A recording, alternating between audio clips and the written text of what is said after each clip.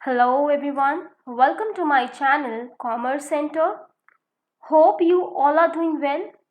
So today's topic is Techniques of Scientific Management. ये part 3 है development of management thoughts का. तो it is advisable कि आप पहले जो प्रायर 2 पार्ट्स हैं उनको जाकर देखिए एंड उसके बाद इस पार्ट को देखिए. जो फर्स्ट 2 पार्ट्स के लिंक है वो मैं डिस्क्रिप्शन बॉक्स में डाल दूंगी, आप प्लीज़ वहाँ से जाकर पहले उनको देखिए. So now let's begin with today's video.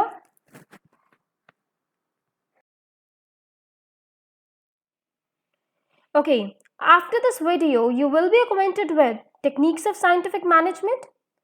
Under this, functional foremanship, standardization, simplification of work, work study, underwork study, fatigue study, method study, time study and motion study.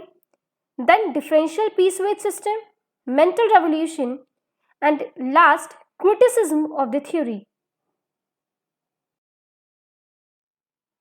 अब स्टार्ट करते हैं टेक्निक्स ऑफ साइंटिफिक मैनेजमेंट से.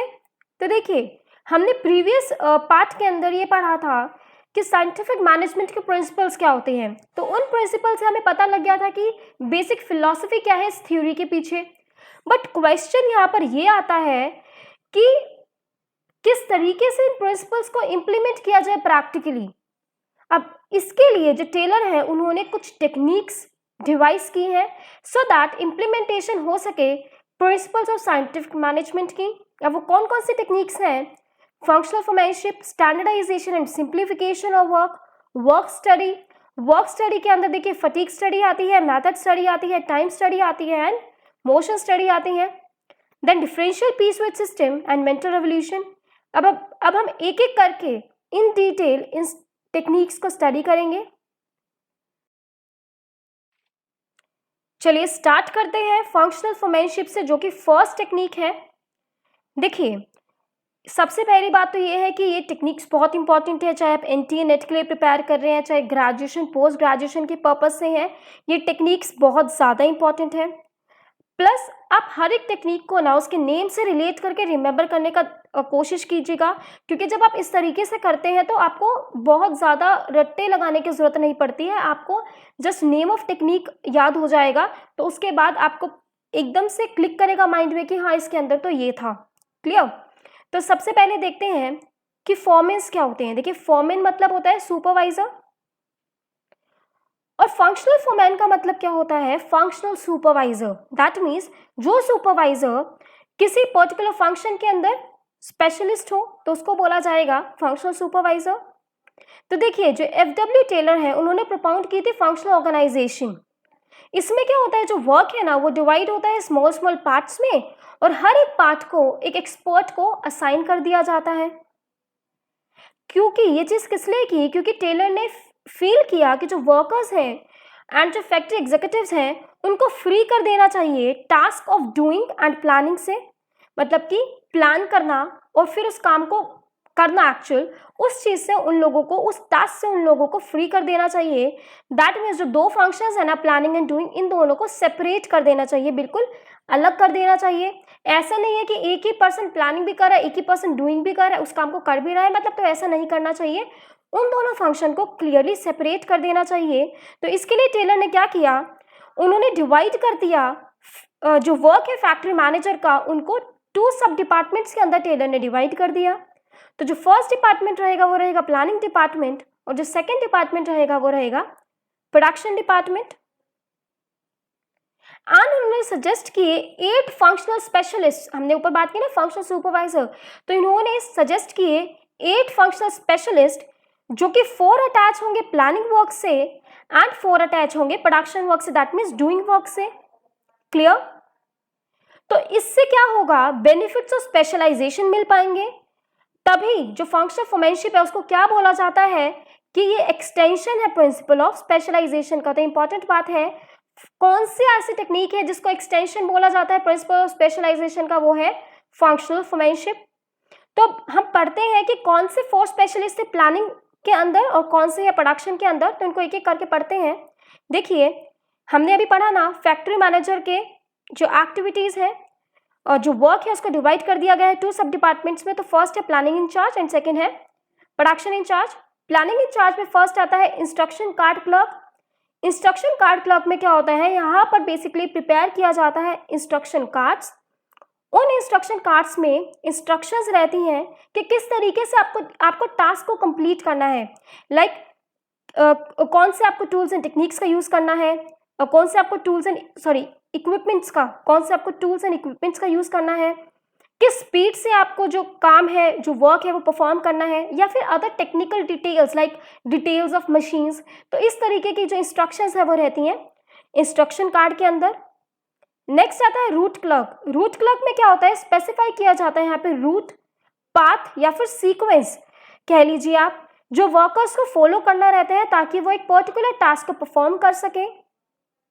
Next होता है time and cost clerk. इसके अंदर क्या होता है, यहाँ पे स्पेसिफाई कर दिया जाता है टाइम कि इतने समय के अंदर वर्कर को एक पर्टिकुलर एक्टिविटी या पर्टिकुलर टास्क परफॉर्म करना है।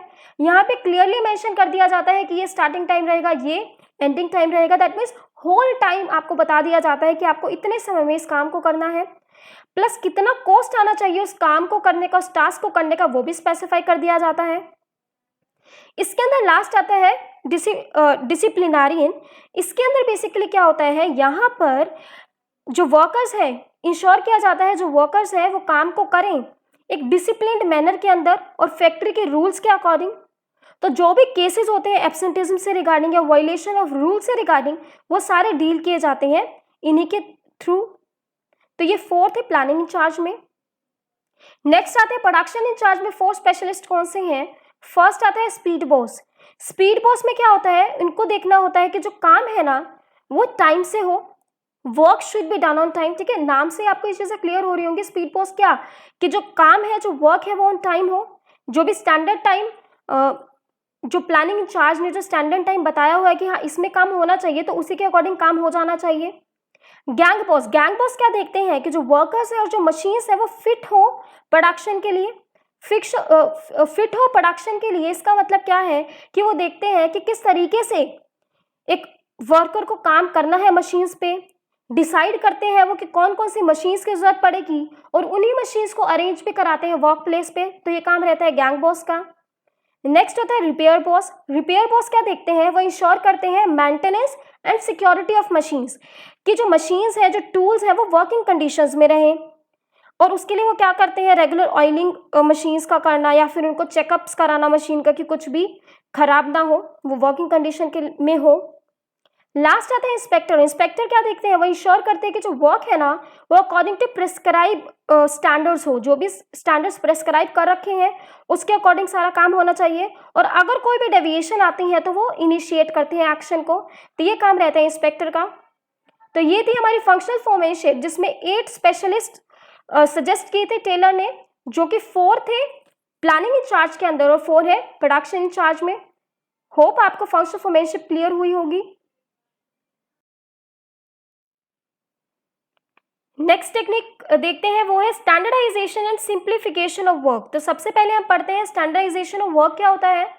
तो देखिए स्टैंडर्डाइजेशन का मतलब क्या होता है, जब आप सेट करते हैं स्टैंडर्ड्स वेरियस बिजनेस एक्टिविटीज के लिए, या फिर आप यार्डस्टिक्स जो है वो सेट करते हैं वेरियस बिजनेस एक्टिविटीज के लिए, बहुत सोच विचार कर उसको बोला जाता है स्टैंडर्डाइजेशन। अब देखिए मान लीजिए आपने जो काम करना है एक वर्कर को आपने स्टैंडर्डाइज कर दिया कि जो वर्कर है उसको एक दिन में इतना काम करना है, तो यही एक्सपेक्ट किया जाएगा हर एक वर्कर से कि उनको हर रोज इतना ही स्टैंडर्ड अमाउंट जो है उसको प्रोड्यूस करना है। तो अब जो आप स्टैंडर्ड्स है वो वेरियस बिजनेस एक्टिविटीज के लिए सेट कर सकते हैं। और वेरियस बिजनेस एक्टिविटीज कौन कौन सी हो सकती है, लाइक रॉ मटेरियल है, मशीन्स एंड टूल्स है, मैथड्स है, या फिर वर्किंग कंडीशंस है, एटसेट्रा। तो सबसे पहले हम देखते हैं स्टैंडर्डाइज्ड रॉ मटेरियल। तो इसमें क्या होता है, आप रॉ मटेरियल के लिए स्टैंडर्ड्स को फिक्स करते हैं। यहाँ पर देखिए आप क्या करते हैं कि अगर आपको एक specific quality of finished good को प्रोड्यूस करना है तो उसके लिए आप स्टैंडर्ड सेट कर देते हैं कि आपको इसी क्वालिटी का रॉ मटेरियल का नीड पड़ेगा। एग्जाम्पल से समझते हैं इस चीज को अच्छे से। देखिए मान लीजिए आपको ए क्वालिटी ऑफ फिनिश्ड गुड को प्रोड्यूस करना है, तो उसके लिए आपने स्टैंडर्ड फिक्स कर दिया है बहुत सोच विचार करके कि x quality of raw material का उसके लिए जरूरत पड़ेगा। तो इन फ्यूचर आपको जब भी एक क्वालिटी ऑफ फिनिश्ड गुड को प्रोड्यूस करने का रिक्वायरमेंट रहेगा तो आप विदाउट एनी हेजिटेशन आप x quality of raw material को यूज कर सकते हैं, क्योंकि आपने वो एक स्टैंडर्ड बना दिया है वहां पर।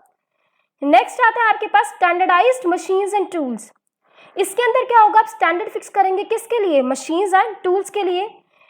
जैसे कि मान लीजिए आपको कोई एक क्वालिटी का फिनिश्ड गुड प्रोड्यूस करना है, तो उसके लिए आपने स्टैंडर्ड फिक्स कर दिया कि हमको यही मशीन्स और यही टूल्स जरूरत पड़ेगा अगर मुझे उस क्वालिटी का फिनिश्ड गुड प्रोड्यूस करना है।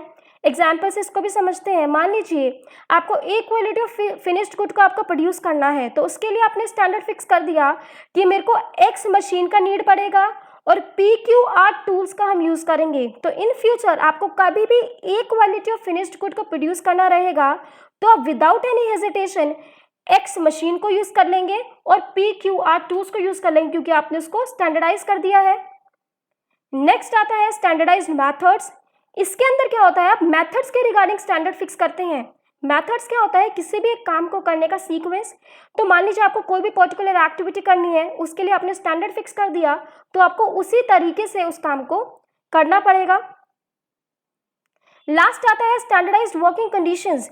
इसके अंदर क्या है, आप स्टैंडर्ड फिक्स करते हैं वर्किंग कंडीशंस के लिए, लाइक किस तरीके का वेंटिलेशन होना चाहिए वर्क प्लेस पे, टेम्परेचर कैसा होना चाहिए, लाइटनिंग कैसी होनी चाहिए, सेफ्टी जो मेजर्स है वो कैसे होने चाहिए, क्लीन जो है वो चीज़ें कैसी होनी चाहिए वर्क प्लेस पे। तो इसके रिगार्डिंग आप जो है स्टैंडर्ड सेट करते हैं। तो इट्स वेरी वेरी इंपॉर्टेंट कि अब ये स्टैंडर्ड सेट की है तो इनको मेंटेन किया जाए। तो ये होता है स्टैंडर्डाइजेशन ऑफ वर्क का टेक्निक, जहाँ पे आप स्टैंडर्ड सेट कर देते हैं वेरियस बिजनेस एक्टिविटीज के लिए बहुत सोच विचार करके, और फिर उसी के अकॉर्डिंगली काम करना पड़ता है, काम करना भी चाहिए।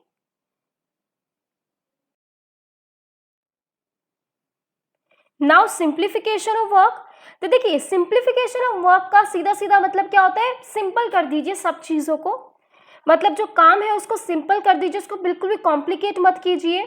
जो भी अननेसेसरी आप टाइप्स, क्वालिटीज, साइज या वेट्स बना रहे हैं एक प्रोडक्ट की, वो ना बनाएं। क्योंकि देखिए फॉर एग्जांपल ये सही रहेगा अगर एक शू मैन्युफैक्चरिंग कंपनी है, वो शूज बना रही है फर्स्ट 1 साइज का, 2 साइज का, 3 साइज का या 4 साइज का, मतलब डिफरेंट साइजेस के। बट अगर वो बनाने लग जाए 0.5 का, 1.25, 1.5, 1.75, इस तरीके से वो साइजेस बनाने लग जाए, क्या ये ठीक है? नहीं, ये बिल्कुल सिंपली रॉन्ग है। तो कहने का मतलब सीधा सीधा क्या है कि आप स्मार्ट वर्क करें पर हार्ड वर्क ना करें। मतलब हार्ड वर्क ना करें इन द सेंस कि हार्ड वर्क तो ऑब्वियसली हर एक काम में होगा ही होगा, बट उसके साथ साथ आप स्मार्ट वर्क करें। ऐसा नहीं है कि जस्ट जो चीज़ का जरूरत भी नहीं है वो भी कर रहे हैं, वो करना ज़रूरी नहीं है। बिकॉज इसके लिए क्या होगा, अगर आप इस तरीके से 1.25 का भी, 1.75 का भी अगर आप ऐसे साइज बनाएंगे तो उसके लिए आपको डिफरेंट और मशीन्स इंस्टॉल करनी पड़ेंगी, ज़्यादा स्टॉक मेंटेन करना पड़ेगा, इससे आपकी जो लेबर कॉस्ट है वो भी इंक्रीज होगी।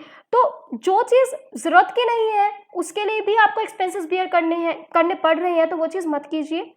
सो देयरफॉर ये एडवाइजेबल होगा एक मैन्युफैक्चरिंग कर रही है जो भी कंपनी शूज़ की, कि वो प्रॉपर ही साइजेस को बनाए। तो इसका एक सीधा सीधा सा आंसर क्या है कि आप सिंप्लीफिकेशन करें, प्रोडक्ट्स का सिंप्लीफाई कर दीजिए, पुट एन एंड कर दीजिए जितने भी अननेसेसरी टाइप्स ऑफ क्वालिटीज आप बना रहे हैं, या फिर साइज आप बना रहे हैं, या फिर आप वेट्स बना रहे हैं एक प्रोडक्ट के, etcetera. Next technique is work study. Work study के अंदर क्या होता है, देखिए यहाँ पर जो काम है उसको एनालाइज किया जाता है कि काम को किस तरीके से परफॉर्म किया जाए, कि जितनी भी वेस्टफुल एक्टिविटीज है ना, जितने भी अननेसेसरी ऑपरेशंस हैं उनको हटा दो। क्या एक क्विकर वे है, बेस्ट वे है किसी काम को करने का, उसको फाइंड आउट करो, सो दैट जो आपके एफर्ट्स है वो भी रिड्यूस हो और जो आपकी प्रोडक्टिविटी है वो भी इंक्रीज हो। तो ये किया जाता है वर्क स्टडी में। और फर्दर आपको वर्क स्टडी अच्छे से समझ आएगी जब आप इसके जो 4 इसके अंदर स्टडीज आती हैं उनको अच्छे से पढ़ लेंगे। तो फर्स्ट इसके अंदर जो आती है वो आती है फटीग स्टडी। देखिए फटीग का मतलब क्या होता है, इसको बोला जाता है लैक ऑफ एनर्जी, या फिर जब एक्सट्रीम टायर्डनेस हो जाती है, मतलब बहुत ज़्यादा थकावट आपको महसूस होती है, आप थक जाते हैं, तो उसको बोला जाता है fatigue.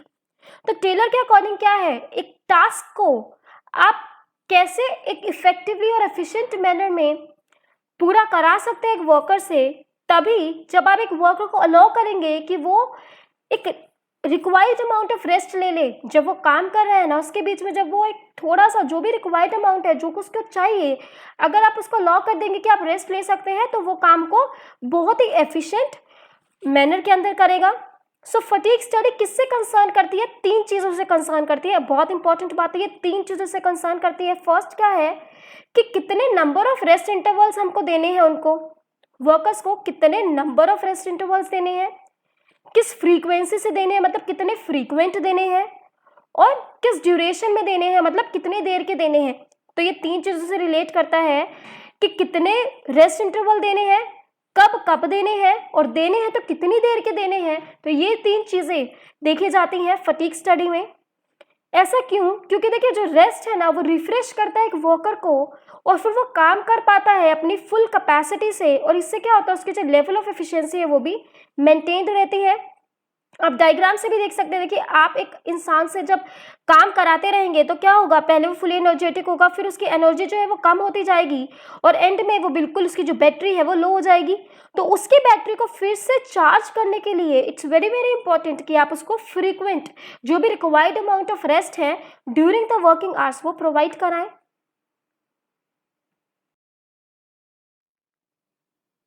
Next is method study. तो देखिए ये चीज़ हम लोगों को भी पता है कि किसी भी एक काम को करने के, किसी भी एक एक्टिविटी को करने के ढेर सारे वेज रहते हैं, न्यूमरस वेज रहते हैं कि किस तरीके से उसको परफॉर्म किया जाए। तो उन सारे पॉसिबल मेथड्स में से सिलेक्ट करना एक मोस्ट सूटेबल वे किसी भी एक पर्टिकुलर टास्क को करने का, तो वो चीज़ किस में कंसिडर की जाती है? मैथड स्टडी में। तो नाम से ही पता लगता है मैथड स्टडी किस चीज़ से रिलेट करती है कि एक बेस्ट मैथड ढूंढना किसी भी काम को करने का, किसी भी एक स्पेसिफिक काम को करने का बेस्ट मैथड ढूंढना, जिससे हमारे जो ह्यूमन रिसोर्सेज है प्लस जो हमारे नॉन ह्यूमन रिसोर्सेज है उन दोनों का ही क्या हो, ऑप्टिमम यूटिलाइजेशन हो। तो मेन ऑब्जेक्टिव क्या हुआ इससे मैथड स्टडी का कि एक ऐसा बेस्ट मैथड ढूंढा जाए काम को करने का जिससे जो कॉस्ट है, जो कॉस्ट ऑफ प्रोडक्शन है वो तो मिनिमाइज हो और मैक्सिमाइज हो हमारी quality and level of customer satisfaction, या बोल सकते हैं मैक्सिमाइज प्रोडक्टिविटी हो। क्लियर? सो मैथड स्टडी रिलेट करता है डिटरमाइन करना best method of doing the work. Next is time study. तो देखिए टाइम स्टडी में क्या है, अगर आपको इंक्रीज करना है प्रोडक्टिविटी तो इट्स वेरी वेरी इंपॉर्टेंट कि ऑप्टिमम टाइम कैलकुलेट किया जाए, डिटरमाइन किया जाए किसी भी एक काम को, किसी भी एक एक्टिविटी को, किसी भी एक ऑपरेशन को परफॉर्म करने का। तब ऑप्टिमम टाइम क्या होता है सबसे पहले तो वो देखते हैं। ऑप्टिमम टाइम होता है minimum time taken to perform a task, किसी भी टास्क को परफॉर्म करने का मिनिमम टाइम। तो टाइम स्टडी में बेसिकली क्या होता है, यहाँ पर मिनिमम टाइम या फिर स्टैंडर्ड टाइम डिटरमाइन किया जाता है किसी भी एक पर्टिकुलर एक्टिविटी को कंप्लीट करने के लिए। अभी जो स्टैंडर्ड टाइम में बातें आती है, ये जो स्टैंडर्ड टाइम है वो कैसे डिटरमाइन होगा, वो डिटरमाइन होगा on the basis of average time जो लिया है सेवरल एक्सपीरियंसेस या सेवरल वर्कर्स ने एक सेम काम को करते हुए, तो उस बेसिस पे हम एक स्टैंडर्ड टाइम को डिटरमाइन कर देंगे। और ये जो स्टडी है वो कंडक्ट होती है किसकी हेल्प से? स्टॉप वॉच की हेल्प से। तो टाइम स्टडी में क्या हुआ, डिटरमाइन किया जाता है एक ऑप्टिमम या फिर standard time to complete a particular activity. जो टाइम स्टडी है ना वो हेल्प करती है फेयर डेज वर्क है उसको डिटरमाइन करने में। इसका क्या मतलब होता है, given the number of hours in a day, मतलब एक दिन में जितने भी नंबर ऑफ आवर्स हैं उसके बेसिस पे कितना फेयरली नंबर ऑफ यूनिट्स, कितने आप how many number of units को आप प्रोड्यूस कर सकते हैं, एक वर्कर प्रोड्यूस कर सकता है, तो वो डिटरमाइन किया जाता है टाइम स्टडी के अंदर। क्लियर? लास्ट आती है मोशन स्टडी वर्क स्टडी के अंदर। देखिए मोशन का मतलब क्या होता है, मोशन का मतलब होता है मूवमेंट्स। तो मोशन स्टडी क्या करती है, वो एग्जामिन करती है मूवमेंट्स एक वर्कर की जब वो काम कर रहा होता है, किसी परफॉर्म कर रहा होता है जॉब को, ताकि एलिमिनेट की जाए जो भी अननेसेसरी या वेस्टफुल मोशंस होती है जिनकी वजह से एक वर्कर को टायर्डनेस महसूस होता है या फिर ज़्यादा उसको वक्त लगता है, समय लगता है किसी काम को करने के लिए। देखिए आप एग्जाम्पल ले सकते हैं एक सिंपल सा, मान लीजिए एक वर्कर है, उसको किसी टूल की ज़रूरत पड़ता है किसी काम को परफॉर्म करने के लिए और वो टूल नीचे रखा हुआ है तो उसको बार बार झुकना पड़ रहा है उस टूल को लेने के लिए, तो इससे क्या होगा, वो जल्दी थक जाएगा। तो आप क्या कर सकते हैं, एक स्टूल लगा दीजिए, उस पर वो टूल रख दीजिए, तो उसके लिए क्या होगा, जो उसकी वेस्टफुल मोशंस है बार बार झुकने की, वो एलिमिनेट हो जाएंगी और ज्यादा समय भी नहीं लगेगा काम करने में और वो टायर्ड भी कम महसूस करेगा। क्लियर। तो इसका जो पर्पस रहता है मोशन स्टडी का वो यही रहता है कि एलिमिनेट करना अननेसेसरी और वेस्टफुल मोशंस को, मूवमेंट्स को। अब देखिए जो स्टडी है ये हेल्प करती है अराइव करने में बेस्ट कॉम्बिनेशन ऑफ मोशंस और डिटरमाइन करने में स्टैंडर्ड मोशन को एक पर्टिकुलर टास्क को परफॉर्म करने के लिए। और ये जो काम किया जाता है, ये जो स्टडी कंडक्ट की जाती है वो किसके थ्रू की जाती है, मूवी कैमरा के थ्रू। सो मोशन स्टडी क्या हुई, एग्जामिन करना मोशंस ऑफ अ वर्कर और एलिमिनेट करना जितने भी अननेसेसरी और वेस्टफुल मोशंस है। ये आप इससे देखिए डायग्राम से भी देख सकते हैं, ये बेसिक मूवमेंट्स है और एलिमिनेट की जाती है मोशन स्टडी में अननेसेसरी मूवमेंट्स को। Clear. Next is differential piece wage system. अब ये बहुत ही ज्यादा इंपॉर्टेंट है, इसको बिल्कुल ध्यान से सुनिएगा। देखिए इसको भी हम नाम से ही देखते हैं, डिफरेंशियल पीस वेट सिस्टम मतलब डिफरेंट पीस मतलब यहाँ पे नंबर ऑफ यूनिट्स के अकॉर्डिंग वेज, मतलब जितने आप डिफरेंट, जिस भी तरीके से आप नंबर ऑफ यूनिट्स से डिफरेंट नंबर ऑफ यूनिट्स जो आप प्रोड्यूस कर रहे हैं, जो वर्कर्स प्रोड्यूस कर रहे हैं, उनको उसी के अकॉर्डिंग क्या मिलेंगे, वेजेस मिलेगा। वो ये इस तरीके का सिस्टम है। तो इस सिस्टम में क्या होते हैं, जो वेजेस दिए जाते हैं वो किस बेस पे दिए जाते हैं, जो काम करा है, जो भी नंबर ऑफ यूनिट्स प्रोड्यूस किए हैं, जो परफॉर्मेंस दी है एक वर्कर ने एक गिवन पीरियड में, उसके बेसिस पे उसको वेजेस दिए जाएंगे, ना कि जो उसने समय व्यतीत किया है, जो उसने समय बिताया है एक जॉब को करने में। क्योंकि देखिए आप यूँ तो पूरा दिन खाली बैठे रहेंगे तो ऐसा थोड़ा आपको वेजेस मिल जाएंगे। अगर आप कुछ काम करेंगे, जितना आप काम करेंगे ना उसके अकॉर्डिंगली आपको पैसा दे दिया जाएगा। तो ये चीज़ आती है डिफरेंशियल पीस वेज सिस्टम में। इसमें क्या होता है, दो वेज रेट होते हैं, एक रहता है हाई वेज रेट और एक रहता है लो वेज रेट। जो हाई वेज रेट है वो किसको मिलता है, उन वर्कर्स को मिलता है जो कि पहुंच जाते हैं एक स्टैंडर्ड आउटपुट जो फिक्स किया हुआ है कि हाँ इतना स्टैंडर्ड आउटपुट, इतना आपको आउटपुट प्रोड्यूस करना है। तो वो जो वर्कर्स स्टैंडर्ड आउटपुट तक पहुंच जाते हैं या इससे ऊपर काम करते हैं एक स्टैंडर्ड टाइम के अंदर, तो उसको दिए जाते हैं ज़्यादा रेट से वेजेस। और जो वर्कर्स फेल हो जाते हैं रीच करने में स्टैंडर्ड लेवल ऑफ आउटपुट को एक स्टैंडर्ड टाइम के अंदर, तो उनको दिया जाता है लो वेज रेट। क्लियर। अब इस चीज को एग्जांपल से देख लेते हैं, अच्छे से समझ आएगा। मान लीजिए एक स्टैंडर्ड आउटपुट है 20 यूनिट्स की, पर डे इतने यूनिट्स एक वर्कर को प्रोड्यूस करने हैं। और टू वेज रेट कौन कौन से हैं, 5 पर यूनिट और एक है 4 पर यूनिट। तो हाई वेज रेट कितना हुआ 5 और लो वेज रेट कितना हुआ 4। तो वर्कर ए है, उसने क्या किया, उसने प्रोड्यूस कर दिया स्टैंडर्ड आउटपुट जो कि 20 था। तो उसको कितने पैसे मिल गए, 20 इंटू 5, क्योंकि हाई वेज रेट कितना है 5, उसको मिल गए 100 रुपये। वहीं जो वर्कर बी है वो उसने क्या किया, उसने सिर्फ 18 यूनिट प्रोड्यूस किए, तो उसने स्टैंडर्ड आउटपुट से कम प्रोड्यूस किया क्योंकि स्टैंडर्ड आउटपुट था 20। तो उसको कितना मिलेगा 18 इंटू 4। क्यों, क्योंकि उसने स्टैंडर्ड आउटपुट को प्रोड्यूस नहीं किया है, तो उसको लो वेज रेट मिलेगा जो कि है 4। तो उसके अकॉर्डिंगली उसको मिलेंगे 72 रुपीज़। तो यहाँ पर सिर्फ 2 यूनिट कम प्रोड्यूस किया था बी ने ए से, पर उसका डिफरेंस कितना हो गया 100 माइनस 72, दैट मीन्स उसको 28 रुपीज़ कम मिले ए से। आप डायग्राम से भी देख सकते हैं, मान लीजिए ये ए है और ये बी है, तो ए को ज़्यादा मिला क्योंकि उसने ज़्यादा प्रोड्यूस किया, उसने स्टैंडर्ड आउटपुट के अकॉर्डिंग प्रोड्यूस किया। इसको कम मिला क्योंकि उसने कम प्रोड्यूस किया। तो ये जो टेक्निक है वो डिफ्रेंशिएट करती है एफिशिएंट और इनएफिशिएंट वर्कर्स के बीच में, जो और हेल्प करती है जो लेस एफिशिएंट वर्कर्स है ना उनको मोटिवेट करने में, एंड जो एफिशिएंट वर्कर्स हैं उनको अपनी एफिशिएंसी को मेंटेन करने में। इस चीज़ में ये जो सिस्टम है वो हेल्प करता है। तो होप आपको differential piece wage system clear होगा।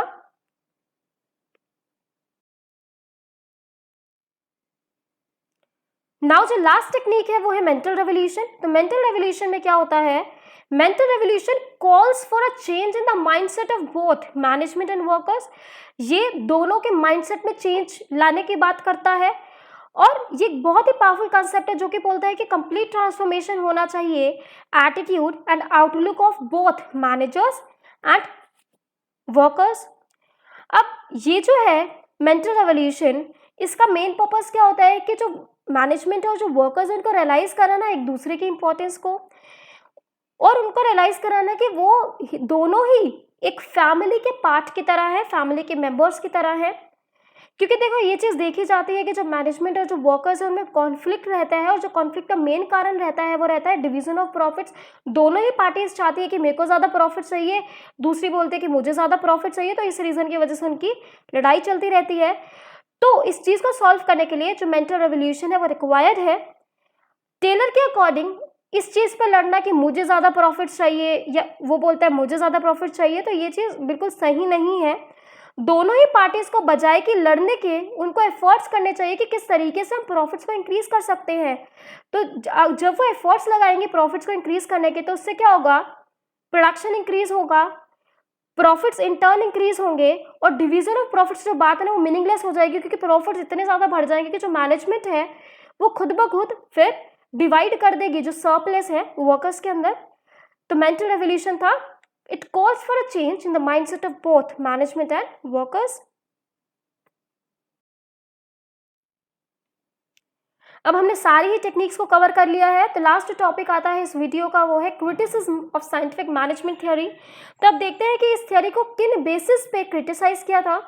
फर्स्ट, एक्सट्रीम स्पेशलाइजेशन पे एम्फोसिस किया जाता है यहाँ पे। देखिए बिल्कुल नो डाउट, आप फंक्शनल फॉर्मेशन को देख लीजिए, यहाँ पे 8 स्पेशलिस्ट की बात होती है। टाइम स्टडी देख लीजिए, जहाँ पे एक स्टैंडर्ड टाइम फिक्स कर दिया है कि आपको इतने में ही काम करना है। मोशन स्टडी मूवमेंट्स बताता है कि भाई यही मूवमेंट्स करनी है। मैथड स्टडी इसी सीक्वेंस से आपको काम करना है। तो हर एक चीज़ बहुत ज़्यादा प्री डिटरमाइंड, बहुत ही ज़्यादा सेट है। यहाँ पर एक्सट्रीम स्पेशलाइजेशन में फोकस कर रहा है जो कि रेस्ट्रिक्ट करता है एक ह्यूमन एलिमेंट को। क्लियर। नेक्स्ट है इग्नोर ह्यूमन एलिमेंट। यहाँ पे नो डाउट ह्यूमन एलिमेंट भी इग्नोर होता है, क्योंकि आपने अजम्पशन पढ़ी है इसकी। जो सेकेंड अजम्पशन है कि एक गुड वर्कर वही होता है जो कि जो उसे कहा जाए वो करे, खुद से वो कुछ ना करे। तो वो जब खुद से कुछ कर ही नहीं सकता है, जबकि वो एक लिविंग बीइंग है, तो उसको एज अ लिविंग बीइंग नहीं, as a machine, as a commodity treat किया जा रहा है। तो यहाँ पर इग्नोर होता है ह्यूमन एलिमेंट।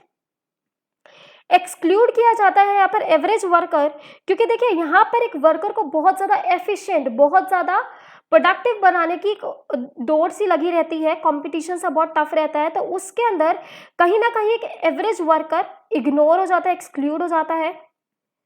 नेक्स्ट आता है concentrated more on problems of factory management. ये मैंने आपको प्रीवियस वीडियो में भी बताया कि जो टेलर है वो मैनेजमेंट को विजुअलाइज करता है शॉप फ्लोर लेवल से, तो वो जो जर्नल मैनेजमेंट है उसको वो इग्नोर करता है, उस पर वो फोकस नहीं करता। तो यहाँ पे ज़्यादा कंसंट्रेट किया जाता है फैक्ट्री मैनेजमेंट की प्रॉब्लम से। लास्ट आता है no room for initiative and fresh thinking. Obviously यहाँ पे जब स्पेशलाइजेशन पे इतना फोकस किया जा रहा है, स्पेशलाइजेशन की वजह से जो टास्क है, जो वर्क है, वो बहुत ही मोनोटोनियस नेचर के हो जाते हैं, रेपिटेटिव नेचर के हो जाते हैं, बोरियत सी आ जाती है। तो इस वजह से कोई भी उनको इनिशिएटिव लेने जैसी चीज़ या फ्रेश थिंकिंग जैसी चीज़ वो यहाँ पर नहीं कर पाते हैं। तो यही कुछ बेसिस थे जिसके ऊपर ये जो साइंटिफिक मैनेजमेंट थियरी है वो क्रिटिसाइज हुई। हाँ जी, तो अब आपकी टर्न आती है। अब आते हैं आपके पास प्रैक्टिस क्वेश्चन। ये 2 प्रैक्टिस क्वेश्चन है।